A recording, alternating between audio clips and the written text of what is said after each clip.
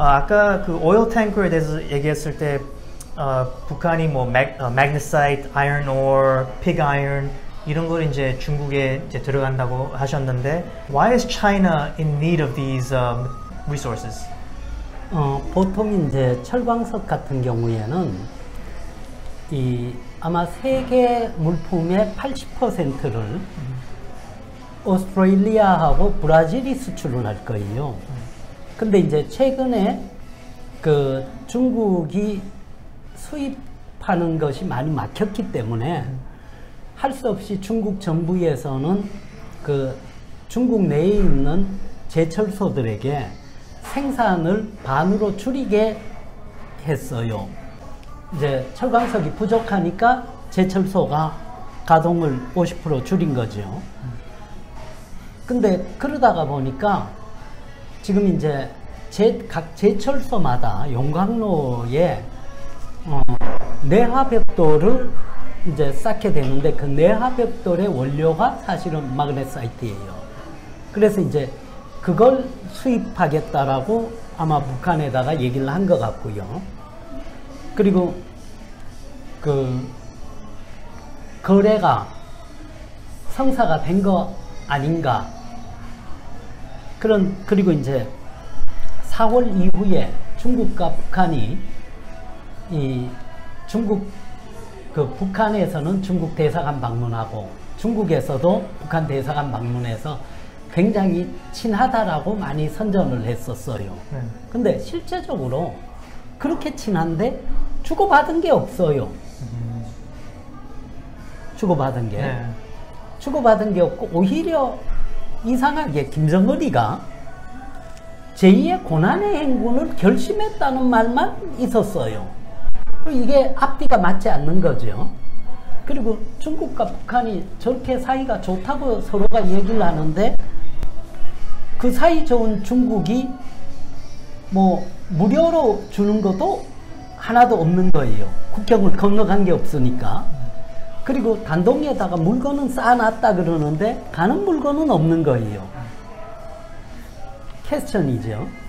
그런데 이 북한이 남포항을 정비를 하고 이 석유 제품 보관할 수 있는 탱커를 또 정비를 했어요. 그래서 이게 정비를 하니까 곧 무슨 물품이 들어올 가능성이 있나 보다 라고 생각을 했는데 물품은 들어왔어요. 근데 간단하게 우리가 생각하면은 북한이 많이 수출을 하면은 돈이 생길 거 아니에요. 그럼 많이 수출을 하면은 많이 수입할 수 있겠죠. 살 돈이 있으니까. 그런데 지난 1년 6개월 동안은 수출한 게 별로 없어요. 수출한 게 별로 없다는 이야기는 수입할 수 있는 돈이 별로 없다는 소리하고 같은 소리예요. 그죠? 그렇다고 그래서 지금 전 세계에서 북한에 이 크레딧을 주는 나라는 없잖아요. 그렇죠.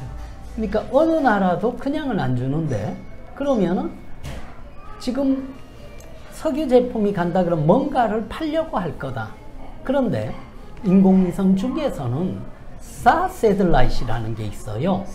그 사 세틀라이트는 배가 간 경로를 다 추적을 하는 시스템이에요.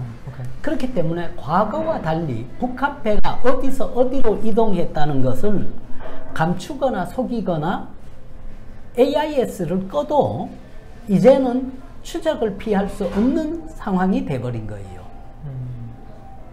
그래서 이러한 상황에서 북한이 할 수 있는 것이 굉장히 리밋되어 있다. 그리고 또 북한이 하고 싶어서 한다고 그러더라도 중국 쪽에서 이 회사들도 세컨더리 보이콧에 걸리기를 싫어하는 회사들이 나오고 그러다가 보니까 전에는 홍콩 회사들을 활용을 했었어요.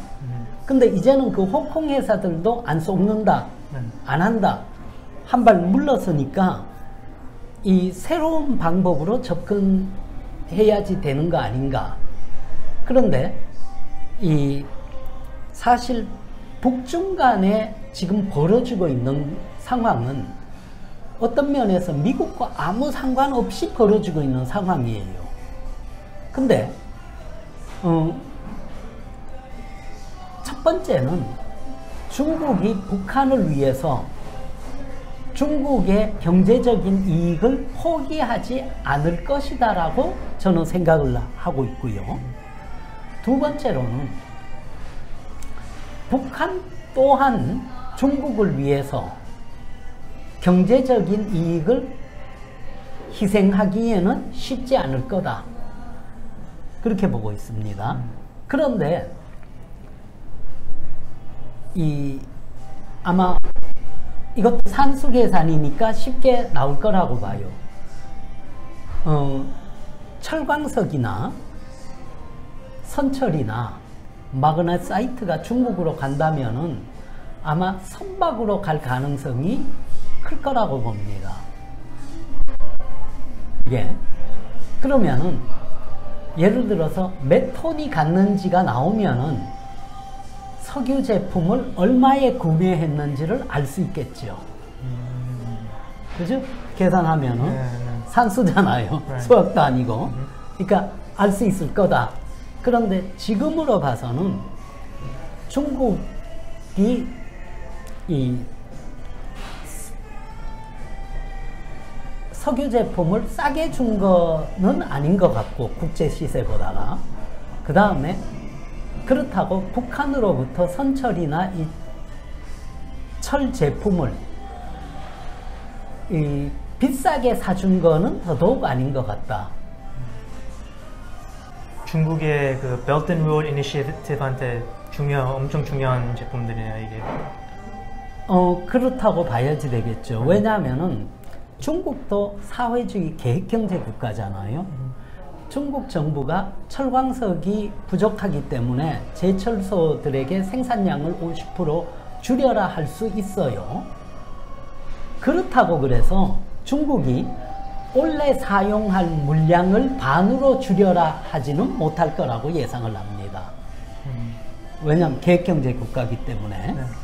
생산량이 없더라도 예를 들어서 원래 목표가 100만 톤이었는데 제철소를 50만 톤만 생산하라고 그랬다 그래서 50만 톤 줄여라 목표에 비해서 라고 하지는 못한다는 거죠. 왜? 계획경제로 가기 때문에. 그 이야기는 또 뭐냐면, 만약 중국이 반을 생산이 안 되니까 하지 말라고 지시를 하게 되면은 많은 경제 건설이 스탑이 돼야지 될 거 아니에요. 그러면 중국이 가장 듣고 싶어 하지 않는 말이 중국의 경제 정책이 실패했다라는 말이거든요. 그러면 그걸 해야지 되면 중국 입장에서는 가격이 배가 되더라도 그 철 제품을 사서 공사를 마쳐야지 됩니다. 내년은 몰라요. 계획경제 줄여가지고 쓰면은 되니까. 그러나 올해의 목표량을 줄일 수는 없다. 항상 뭐 중국, 북한, 소셜리스트, 커뮤니스트 나라든 늘 이렇게 겉으로는 잘 보여야 된다는 그런 게 있잖아요. 아까도 뭐 얘기한 것처럼 뉴스 막 나왔잖아요. 북한하고 뭐 중국은 사이가 좋다고 하는데 실제로는 액션이 없잖아요. 예. 그래서 항상 사람들은 뉴스만 보고 괜찮다, 사이가 좋은데, 근데 실제로 조금 더 디테일하게 리서치하면 왔다 갔다 한 게 없고 액션이 하나도 없는데, 그래서 항상 그리고 지금 얘기하신 것 같이 북한이 러시아와도 굉장히 사이가 좋다고 얘기해요. 어떤 면에서 사이가 좋은 거 맞아. 왜? 얼마나 사이가 좋으면은 러시아 외교관이 레일바이크 밀고 국경을 넘었잖아요. 예? 심하게 얘기하면 사이가 나쁘면은 그거 못 밀고 못 넘어갔을 수도 있다라고 주장하면은 그 말이 맞는 거예요. 그러나 역으로 만약에 일본 외교관이 아니면 한국 외교관이 일본에서 돛담 배 타고 예? 해협을 건넜다. 그러면 과연 한국에서 그 관계 좋았다고 얘기할까요? 그렇죠. 예? 쉽게 말하면 레일바이크 밀고 건넌 거나 예? 돛담배 타고 노져가지고 서울 오는 거나 같은 소리잖아요. 예? 근데 북한은 표현을 대단히 좋은 관계라고 얘기했어요. 그리고 러시아와 북한의 관계가 굉장히 향상된 것도 맞아요. 증명을 해줬으니까. 왜? 겨울에는 레일바이크 밀고 건넜는데 이번에는 기차 태워서 하산까지 보내줬잖아요. 예? 정말 좋은 관계지. 그걸 밀고 갔다고 생각해봐요. 이 땡볕에. 예? 35도에 그거 밀고 갔으면은 열사병으로 몇 명 쓰러졌을 거예요. 근데 러시아하고 북한하고 정말 사이가 좋으니까 기차 태워서 하산까지 보내줬잖아요. 예? 굉장히 좋은 관계라고 할 수 있겠죠. 그런데 그 좋은 관계라는 것을 과연 다른 나라에 적용했을 때도 그 나라들이 그런 관계를 좋은 관계라고 했겠는가? 하지 않았을 거라고 봐요. 예?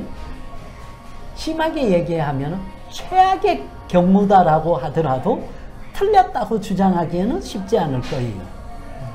그리고 이 인도네시아 외교관들이 뜻한 바 있어서 중국으로 이제 신우지에서 단동을 건너서 갔습니다.